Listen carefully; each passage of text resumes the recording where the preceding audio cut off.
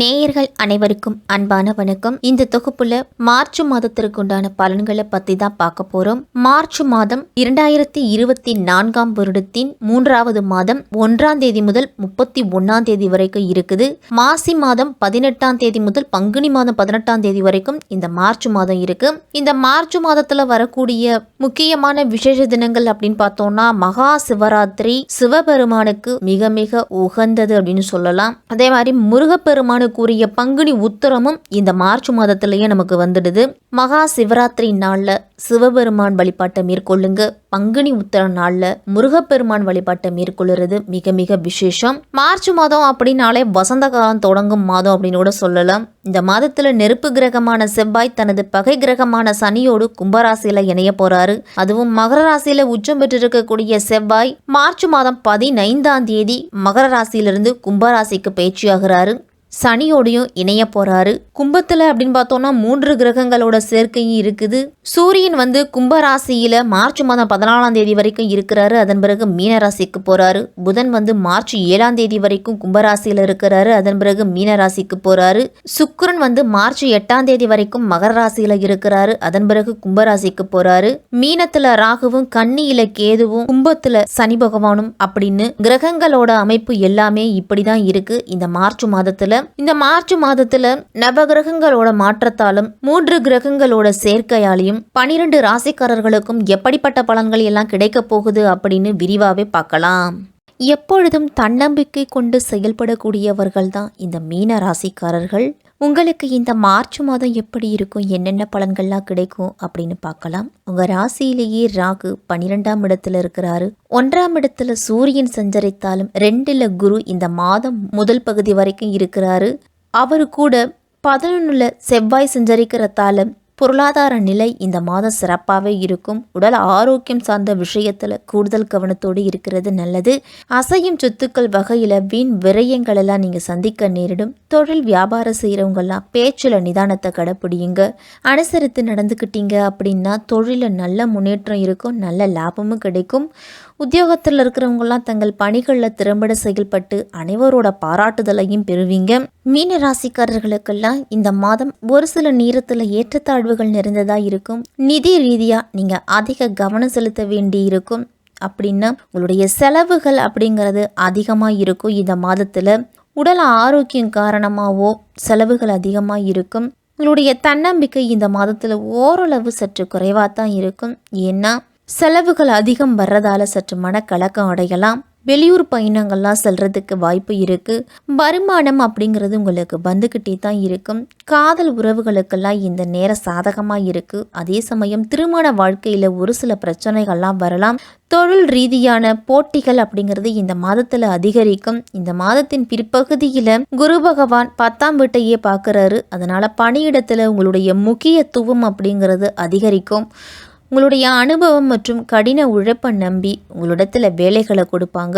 நீங்கள் வியாபாரம் செய்தால் கண்டிப்பாக சில சவால் அப்படிங்கிறது இருக்கும். உங்களுடைய தொழில் கூட்டாளிகளுக்கும் உங்களுக்கு இடையில் இருக்கும் உறவு அப்படிங்கிறது ஏற்றத்தாழ்வுகள் நிறைந்ததாக தான் இருக்கும். வேலை சம்பந்தமாக புதிய பயணங்கள்லாம் நீங்கள் சென்று வருவீங்க. இது உங்கள் வியாபாரத்திற்கு அவசியமாக இருக்கும் இந்த பயணம். செவ்வாய் மற்றும் சுக்கிரன் 5ஆம் வீட்டை முழுமையாக பார்க்கறதால கல்வியில் ஒரு சில இடையூறுகளை எல்லாம் வரலாம். மாணவர்களுக்கு நீங்கள் படிக்க விரும்புனீங்க அப்படின்னா உங்களுடைய மனம் படிப்பில் ஈடுபடாது. வேற ஏதாவது பொழுதுபோக்கு அம்சங்களில் ஈடுபாடு அப்படிங்கிறது அதிகரிக்கும். அதை எல்லாத்தையும் தவிர்த்துக்கிட்டு மனதை ஒருமுகப்படுத்தி உங்களுடைய குடும்ப கஷ்டங்களை நினைத்தி உங்களுடைய பெற்றோர்களை நினைத்தும் நீங்கள் படிக்கிறதுல ஆர்வமாக இருக்கணும். மாணவர்கள் குரு இந்த மாதம் 2ஆம் வீட்டில் தங்கி குடும்பத்தில் பரஸ்பர அன்பையும் நல்லிணக்கத்தையும் அதிகரிப்பார். மாதத்தின் தொடக்கத்தில் செவ்வாய் 11ஆம் வீட்டையும் சனி 12ஆம் வீட்டிலையும் இருந்து 2ஆம் வீட்டை பார்க்கறதால சில பிரச்சனைகள்லாம் ஏற்படும். அதனால் குடும்பத்தில் சண்டை சச்சரவுகள்லாம் வரலாம். நீங்கள் சரியான நேரத்தில் சரியான முறையில் இருக்கக்கூடிய சூழ்நிலைகளை கையாண்டீங்க அப்படின்னா பெரிய பிரச்சனைகளுக்கு வழிவகுக்காது.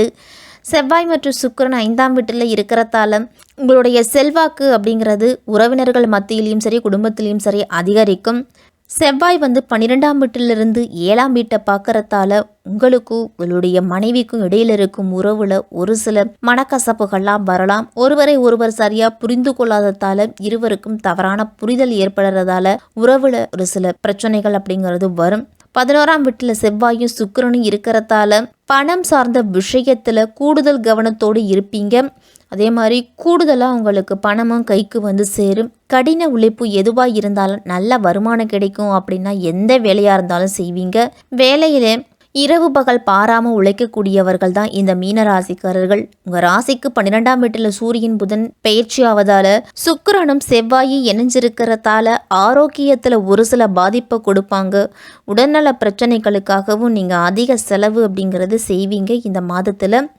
இந்த மாதம் முழுவதுமே சூரியன் சனி சேர்க்கை இருக்கிறதால, அதுவும் விரயஸ்தானத்தில் இருக்கிறதால விரயங்கள் அப்படிங்கிறது சற்று கூடுதலாக இருக்கும் மீனராசிக்காரர்களுக்கெல்லாம்.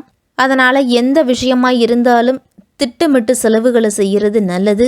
வண்டி வாகனங்கள்லாம் இந்த மாதத்தில் செலவு வைக்கலாம். அதே மாதிரி பொது வாழ்க்கையில் இருக்கிறவங்களாம் வீண் பழிகள் அப்படிங்கிறது வந்து சேரும் இந்த மாதத்தில். கூட்டுத்தொழில் செய்கிறவங்களுக்கெல்லாம் வாடிக்கையாளர்களோட ஆதரவு திருப்தி தரும் விதத்தில் இருக்கும். கலைஞர்களுக்கெல்லாம் நல்ல சந்தர்ப்பங்கள் தேடி வரும் பொழுது அதை பயன்படுத்திக்குங்க. பெண்களுக்கெல்லாம் இதுவரை தள்ளி போன வரங்கள் எல்லாம் இனிமேல் வந்து சேரும் உங்களுக்கு.